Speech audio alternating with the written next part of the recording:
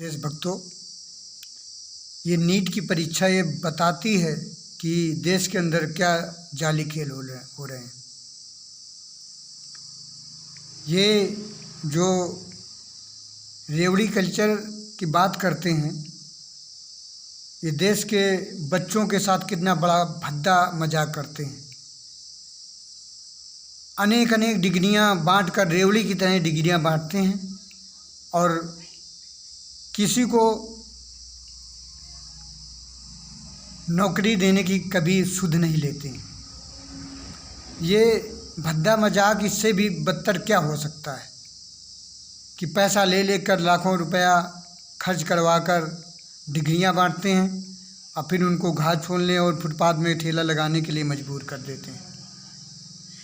इन सारी बातों को जनता को जागरूक होना ही पड़ेगा और आपकी ना जागरूकता और ना समझी और बहकावे और जात धर्म के नाम से वोट कर देने से कितना बड़ा जनता का लॉस होता है।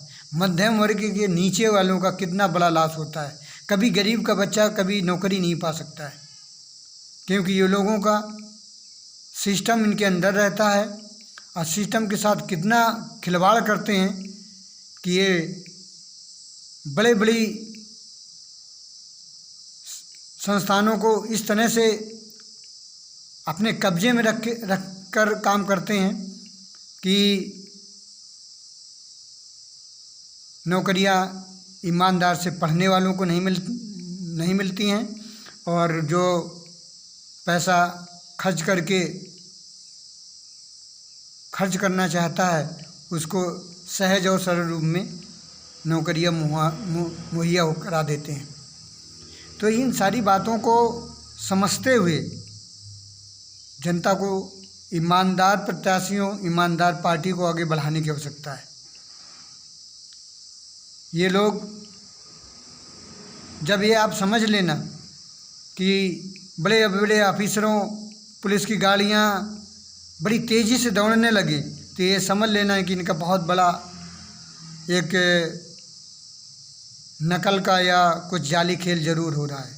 क्योंकि इनकी एक सोच होती है कि कभी एसडीएम की गाड़ियाँ, कभी एसडीएम की गाड़ियाँ, कभी एसपी और किसी पुलिस की गाड़ियाँ दौड़ा देते हैं कि जनता को ये महसूस होने लगे कि नकल विहीन कार्य हो रहा है और बिना पारदर्शी ढंग से परीक्षाएं हो रही हैं। और ये कितना संगठित और कितनी व्यवस्थित ढंग से नकल करवाकर और कहीं पेपर लीक कराकर इस तरह का काम करवाते हैं।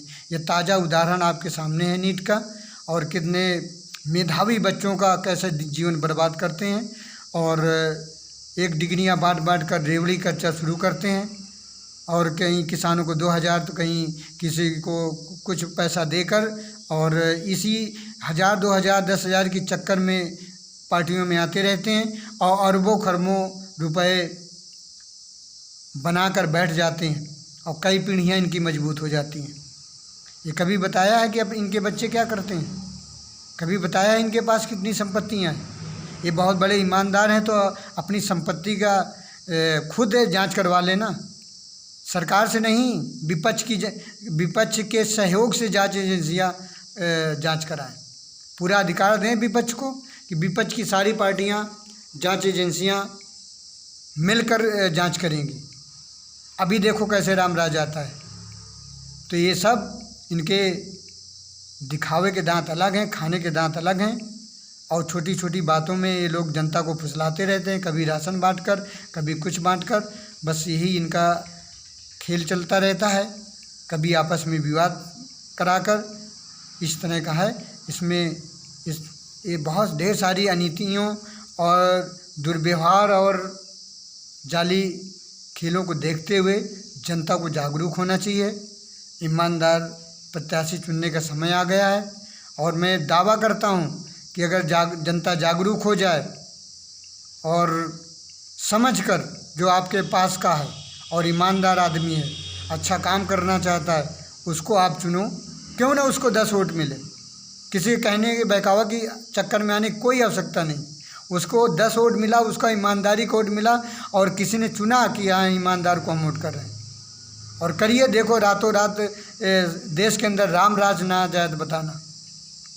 और ये जनता के माध्यम से होगा। जनता को सिर्फ और सिर्फ जागरूक होना पड़ेगा और हर चीज़ को देखना पड़ेगा, तभी बदलाव आएगा।